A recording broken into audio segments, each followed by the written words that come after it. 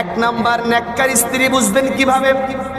In আমারহা আতাআতহুম, আপনি যদি আপনার স্ত্রীকে কোনো বিষয়ের আদেশ দেন, কোনো বিষয়ের করার জন্য তাকে আপনি যদি আদেশ দেন, আতাআতহু, সে আপনার অনুগত হবে, আপনার আদেশ মানবে। সুবহানাল্লাহ। এক নাম্বার নেককার স্ত্রীর প্রমাণ আল্লাহর নবী বলতেছেন, নেককার স্ত্রী তো সে ইন আমারহা, তাকে যদি তার স্বামী কোনো আদেশ দেয়, আতাআতহু, সে তার স্বামীর আদেশ পালন করে। দুই নাম্বার, ওয়া ইন নাযরা ইলাইহা সাররাতুহু, যখন স্বামী তার দিকে তাকায় স্বামীর দিলটা প্রশান্ত হয়ে যায়, তার আমলের কারণে, তার সৌন্দর্যতার কারণে এবং তার চরিত্রের কারণে স্বামী তাকে দেখে আনন্দিত হয়ে যায়। বলেন সুবহানাল্লাহ।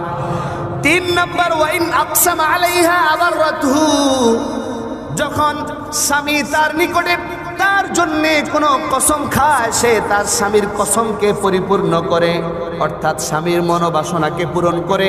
স্বামী যা চায় সে তাই করতে চায়। এই তিনটা গুণ যার মধ্যে থাকবে সেই হলো নেককার স্ত্রী। বলেন সুবহানাল্লাহ।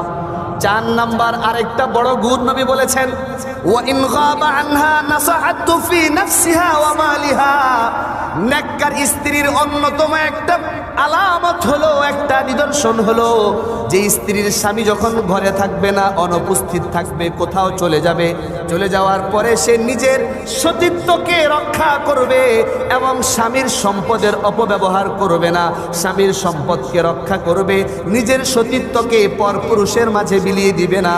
এমন গুণ যদি থাকে তাহলে সে হলো নেককার স্ত্রী। বলেন সুবহানাল্লাহ।